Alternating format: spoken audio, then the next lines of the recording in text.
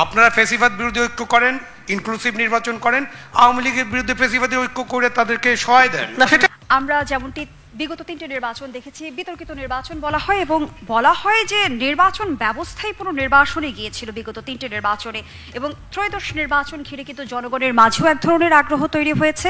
কিন্তু দুটি প্রশ্ন আপনার কাছে রাখতে চাই, ত্রয়োদশ নির্বাচন কতটা প্রতিদ্বন্দ্বিতাপূর্ণ হবে, সেই সঙ্গে জনগণের কাছে উত্তম বিকল্প থাকবে কি? দেখেন, বিগত 3টা নির্বাচন আসলে বিতর্কিত না, বিগত 3টা কোনো নির্বাচনই হয় নাই। ওটা এক ভদ্র মহিলা চেয়েছেন, যা চেয়েছেন তাই হয়েছে।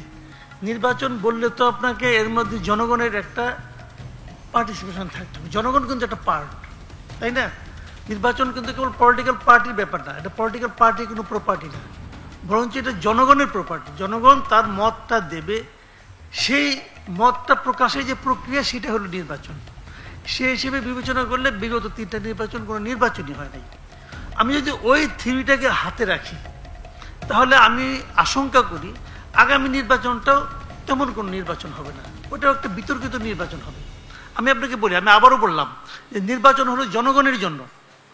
আগামী নির্বাচন দেখেন, এই নির্বাচন আগামী নির্বাচনে আওয়ামী লীগ আসতে পারবে না। এখন পর্যন্ত যে সমস্ত নমুনা দেখতেছি, এই নমুনাগুলি যদি অব্যাহত থাকে তা আগামী নির্বাচনে আওয়ামী লীগ থাকবে না।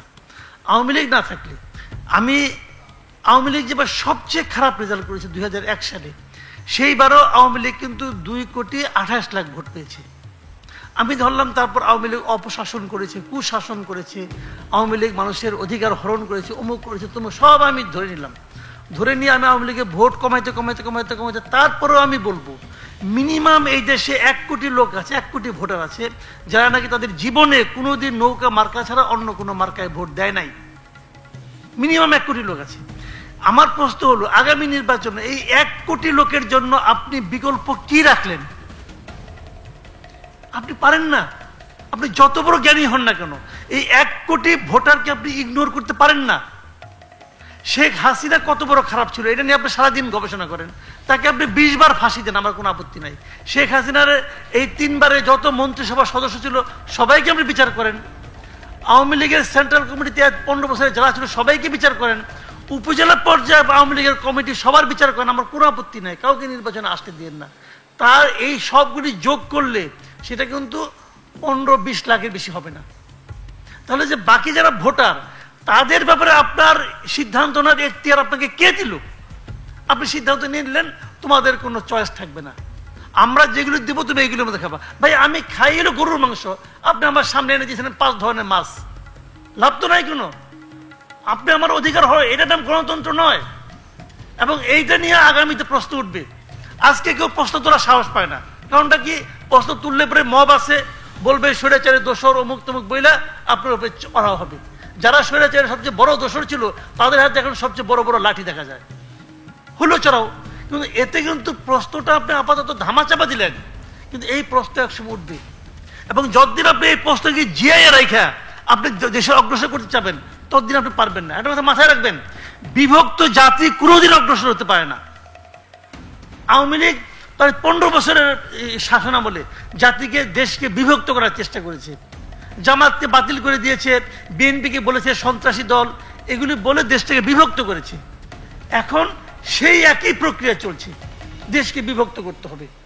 এবং সেই বিভক্ত করার প্রক্রিয়া আমি মনে করি কোনো ভালো ফল আনবে না। আগামী নির্বাচন যে সকলের কাছে গ্রহণযোগ্য একটি নির্বাচন হবে এটা মনে করার কোনো কারণ নাই। ত্রয়োদশ নির্বাচনের পরে আমরা শক্তিশালী বিরোধী দল পাবো কিনা? আমি আপনাকে এক কথাই বলেছি যে পাবো না। এখন এটাকে এস্টাবলিশ করার জন্য আমি যদি 20টা বাক্য ব্যবহার করি, অর্থ একটাই, পাবো না। কারণ ভাই যারা আসলে জামাত বাংলাদেশের সবসময় 3-4 নম্বর দল, যেরকম নাকি আগের বার হইতো। আওয়ামী লীগ কি করেছে? জাতীয় পার্টিকে টাইনে আইনে প্রধান বিরোধী দল বানাইছে। হইতে পারছে? ওর তো এটা হওয়ার যোগ্যতাই নাই। তো এখন আপনি এই দলকে নিয়ে আইনে মানাবেন প্রধান বিরোধী দল, হবে নাকি? এটা হবে না, এটাই স্বাভাবিক। আমরা দেশে যারা প্রধান বিরোধী দল থাকবে তারা তাদের রাখবেন আপনি দূরে দূরে রাখবেন।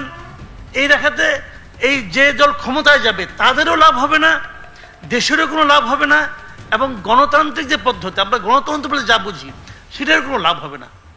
আপনি যতই যুক্তি দেন, জার্মানি নিয়ে আসেন, সুইজারল্যান্ড নিয়ে আসেন, সব যুক্তি উদাহরণ নিয়ে আসেন, ভাই আমাদের দেশের বাস্তবতা হলো এই দেশের রাজনৈতিক দল হলো বেসিক্যালি 2টা, আওয়ামী লীগ আর বিএনপি।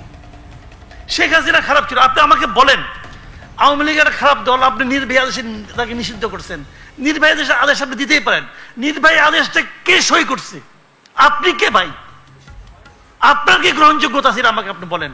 আপনার কি অতীত, আপনার কি বর্তমান? ওই যে আপনার আমল নামা নিয়ে তো এক সচিব, সাবেক সচিব তো বসে আছে, সে তো বলতেছে 8টার নাম আছে, ওই 8টার মধ্যে তো আপনিও আছেন। প্রশ্নটা হলো এটা যদি আইনগত ভাবে আদালতের মাধ্যমে হয়তো হোক, তারপর আপনি করেন। আচ্ছা জাহিদুর রহমান, এই না, বিষয়ে আপনি নিশ্চয়ই বলেন, আপনি আপনি বলার সময় দুজনের বলেন। মন্তব্য যুক্ত আমাকে বলতে করতে দেন। চাইছেন। আওয়ামী লীগ নিষিদ্ধ হয় নাই। না না, আওয়ামী লীগ তো ইলেকশন করতে দিচ্ছে না ভাই। হয় নাই। আচ্ছা, আওয়ামী লীগ কি নৌকা আমাকে কি থাকবে? আমাকে বলতে দেন, আমাকে শেষ করেন, তারপর আপনি বলেন। আপনি আমাকে বলেন ব্যালট পেপারে কি নৌকা থাকবে? থাকবে না। তার আর আলাপ কে লাভ আছে? ওই আধ্যাত্মিক আলাপ কে লাভ আছে কোনো? ওই সমস্ত আলাপ করেন আপনি, ব্যাকরণ নিয়ে আসেন, অমুক নিয়ে আসেন, তমুক নিয়ে আসেন। ব্যালট পেপারে নৌকা থাকবে কিনা, দ্যাট ইজ দ্য পয়েন্ট। কারণ আমি বলতে চাচ্ছি এটা আওয়ামী লীগের স্বার্থ নিয়ে আমার কোনো কথা নাই। আমার কথা হলো যে লোকটা সারা জীবন নৌকায় ভোট দিয়েছে তার জন্য আপনি কি রাখলেন? বৈঠাও রাখবেন না, জাহাজও রাখবেন না, তো সে কি করবে? তার অধিকার তো আপনি ক্ষুণ্ণ করলেন। একটা রাষ্ট্র, একটা সরকার যখন এই ধরনের কাজ করে সেই কাজটাকে আর আপনি যত খুশি বলেন ওটাকে গণতান্ত্রিক বলেন। আমি এটার একটা জবাব দিই। মানে আওয়ামী লীগ কি করবে? আওয়ামী লীগ যদি মনে করে তার জনসমর্থন আছে, পাকিস্তানের তেহরিক ইনসাফের দল নিষিদ্ধ করা হয়েছে, এক মিনিট, ষড়যন্ত্রমূলক ভাবে ওদের মার্কা নিষিদ্ধ করা হয়েছে। ওরা স্বতন্ত্র দাঁড়িয়ে মুসলিম লীগের চাইতে বেশি জিতেছে, ওরাই একক সর্বোচ্চ দল হয়েছিল। আওয়ামী লীগের যদি হ্যাডাম থাকে, তাদের যদি চোর ডাকাত বাটপার যেগুলো আছে তার বাইরে কেউ যদি নির্বাচনে দাঁড়ায়, স্বতন্ত্র করুক। আমরা দেখতে চাই তাদের কত বড় শক্তি আছে। তেহরিক ইনসাফ দেখিয়েছে না? দেখিয়েছে, ওরা দেখাক, আমরা একটু দেখতে চাই। আব্দুল নূর তুষার, অবশ্যই, কেন না? যার বিরুদ্ধে নির্বাচন, জি, আপনি করতে দিবেন না এই জন্য যে আপনি চাইবেন না যে তারা স্বতন্ত্র দাঁড়াক। আপনি এখন আপনারা একটা কাজ করতে পারেন, রাজনৈতিক দলের একটা কাজ করেন। আপনারা ফেসিবাদ বিরোধী আন্দোলন করছেন, একটা ঐক্য ছিল না আপনাদের 5ই আগস্ট পর্যন্ত? সেই ঐক্য তো এখন একটু ভঙ্গুর অবস্থায় আছে। আপনারা নিজেরা নিজেদের বিরুদ্ধে কথা বলছেন। আপনারা ফেসিবাদ বিরোধী ঐক্য করেন, ইনক্লুসিভ নির্বাচন করেন, আওয়ামী লীগের বিরুদ্ধে ফেসিবাদী ঐক্য করে তাদেরকে সহায় দেন। না সেটা না, আওয়ামী লীগ স্বতন্ত্র নির্বাচন করতে পারবে না, এই কথা কোথাও নাই। স্বতন্ত্র নির্বাচন আওয়ামী লীগ করবে কেন? That is not Awami League. না না, আওয়ামী লীগ একটা রাজনৈতিক দল। আপনি সেটা ফেসিবাদী রাজনৈতিক দল হিসেবে আপনি আইনগতভাবে নিষিদ্ধ করেন নাই, একটা অর্ডার দিচ্ছেন, প্রশাসনিক অর্ডার, সেই অর্ডারের ভিত্তিতে তাদের কার্যক্রম নিষিদ্ধ করে রাখছেন। আপনি আওয়ামী লীগের যারা অপরাধী, যাদের বিচার হওয়া দরকার, তাদের বিচার করেন, বিচারে যান। আপনি ইচ্ছা করলে আরেকটা স্বৈরাচারী আইন করতে পারেন, সেটা আমি আপনাকে বলছি, আপনাদেরকে আরেকটা স্বৈরাচারী আইন করতে, যারা বিচারের মধ্যে আছে তারাও নির্বাচন করতে পারবে না। করেন একটা স্বৈরাচারী আইন। না করেন, করবেন, আপনারা করেন, করে আপনি আওয়ামী লীগের সাথে ফেসিবাদ বিরোধী ঐক্য করেন সবাই মিলে, বিএনপির নেতৃত্বে ফেসিবাদ বিরোধী ঐক্য, বা জামাতের নেতৃত্বে করেন, বা আওয়ামী লীগ তো দলই না, নির্বাচন কেন করবে? আমি তো সেটা আপনি মনে করেন, আমার একমত হওয়ার কোনো কারণ নেই। আমরা এটা আপনার ব্যক্তিগত মতামত, পরাজিত করতে আসবে না, ব্যক্তিগত মতামত। ও পলিটিক্যাল পার্টি না, ও পলিটিক্যাল সিস্টেমে আসবে কেন? জাহিদ, পশ্চিম ইউরোপের উদাহরণ দিয়ে কোনো লাভ নাই। লাভ আছে, ডেমোক্রেসি ওখান থেকে শিখেছি আমরা, ডেমোক্রেসি ওখান থেকে শিখেছি। আমরা পশ্চিম ইউরোপ কিরকম ভৌগোলিক সিচুয়েশনে আছে, ওখানকার জিওপলিটিক্যাল সিচুয়েশনটা কি? বাংলাদেশ এখন যে দলের কথা বলেছো, আওয়ামী লীগের মতো দেশকে ধ্বংস করে চলে যায় নাই। বাংলাদেশে আপনি এটা করে এফডির সাথে বাংলাদেশে পশ্চিম ইউরোপের মতো নিষিদ্ধ করে আপনি পার পাবেন। এফডি হাসিনার চেয়ে আওয়ামী লীগের তুলনায় ফেরেশতা, তারপর ওই দল নিষিদ্ধের আলাপ আসছে। আর হাসিনার মতো একটা আটার মাফিয়া এবং তার একটা সন্ত্রাসী দলকে আমরা পলিটিক্যাল সিস্টেমে রাখতে বলছি। হাসিনা মাফিয়া, কোনো অসুবিধা নাই। দল অ্যাজ এ হোল জাতিসংঘের রিপোর্টে, আমি আপনাকে একটু ফর ইওর কাইন্ড ইনফরমেশন, জাতিসংঘের রিপোর্টে দলকে অ্যাক্সেস করা হয়েছে। জাতিসংঘের রিপোর্টে আরো অনেক কিছু আছে যেটা আপনারা বলেন না। মানে আমাদের বুদ্ধিজীবীদের, আমাদের সুশীল সমাজ, রাজনৈতিক নেতারা জাতিসংঘের পুরো রিপোর্ট ঠিকমতো পড়বেন না, কিছু বলবেন না। আমি পড়েছি ফর ইওর কাইন্ড ইনফরমেশন, আপনি চাইলে আপনার সাথে এটা নিয়ে আলোচনা করতে পারি। এই যে আইসিটি বিচার নিয়ে জাতিসংঘ রিপোর্টে 1500 নিহতের কথা বলা হয়েছে, 1400। আপনি এখন পর্যন্ত 832 জনের তালিকা দিয়েছেন, আপনি 1500 নিহত হয়েছে এটা বলে যাচ্ছেন এক অবহেলায়। এই যে জুলাই ঘোষণা, সেখানে আপনার প্রধান উপদেষ্টা 1000, জাতিসংঘ 1400 বলেছে 15 আগস্ট পর্যন্ত ফর ইওর কাইন্ড ইনফরমেশন পর্যন্ত। সুতরাং আপনারা এতদিন ধরে বারবার বলছেন যে 1500 মানুষ নিহত হয়েছে এই আন্দোলনে। দ্যাট ইজ রং, মিথ্যাচার। তাহলে সেটা বলেন না, সেটা কোনোদিন বলবেন না, এটা বলবেন না। আর বলবেন যে না 1500 লোক নিহত। বিষয়ে কিছু যুক্ত করবেন কিনা? আমি যুক্ত না করি, আমি অন্য জায়গা থেকে বলি। সেটি হচ্ছে যে কে নিষিদ্ধ হলো কে নিষিদ্ধ হলো না, এটা যেমন একটা তর্ক, কিন্তু স্বতন্ত্র হয়ে কি কেউ নির্বাচন করতে পারবে কিনা এই বিষয়টির উপর একটি প্রশ্ন এই অন্তর্বর্তী সরকার স্থাপন করেছে যখন ব্যারিস্টার সুমনকে ধরে নিয়ে গেছে। কারণ ব্যারিস্টার সুমন ছিলেন স্বতন্ত্র প্রার্থী। এখন আপনি যখন একজন স্বতন্ত্র প্রার্থীকে বলবেন যে আপনি দোষর এবং তারপর তাকে ধরে আটকে রাখবেন, তাহলে তো বলতে হবে যে স্বতন্ত্র হলেও দোষর চিহ্নিত করা যায়, এবং যারা স্বতন্ত্র দাঁড়াবেন তারা সুমনকে দেখে ভাববেন যে তারাও ভবিষ্যতে জেলখানায় ঢুকে যেতে পারেন। ফলে অন্তর্বর্তী সরকারের যে ধরনের নিরপেক্ষতা দেখানো প্রয়োজন ছিল, উনি অগাস্টের মধ্যে যুবলীগের হয়ে মাঠে ওনার শক্তি প্রদর্শন করেছেন। না, সার্জিস আলমও এই মে মাসে বঙ্গবন্ধুকে নিয়ে বক্তৃতা দিয়েছে বা তার আগে দিয়েছে। আমরা তো সেটা বিবেচনা করছি না। আমরা দেখব যে যৌক্তিকভাবে যে সুমন কি স্বতন্ত্র নির্বাচন করেছিলেন, সুমন স্বতন্ত্র নির্বাচন করেছিলেন এবং তিনি নৌকাকে পরাস্ত করেছিলেন। এখন নৌকার লোকই যদি স্বতন্ত্র এসে দাঁড়ায় তাহলে একই ঘটনাটাই ঘটবে, যে কারণে সুমন জেলখানায়। এমনকি জাহিদের কথাও যদি যুক্তিপূর্ণভাবে আমি ধরে নেই, সুমন যুবলীগ করেছে অতএব সুমন জেলখানায়, তাহলে কিছুদিন আগে যে আওয়ামী লীগ করতো সেও আবার স্বতন্ত্র দাঁড়ালে জেলখানাতেই যাবে। কিন্তু তাহলে ডাইনে অথবা বামে একই ঘটনা ঘটবে।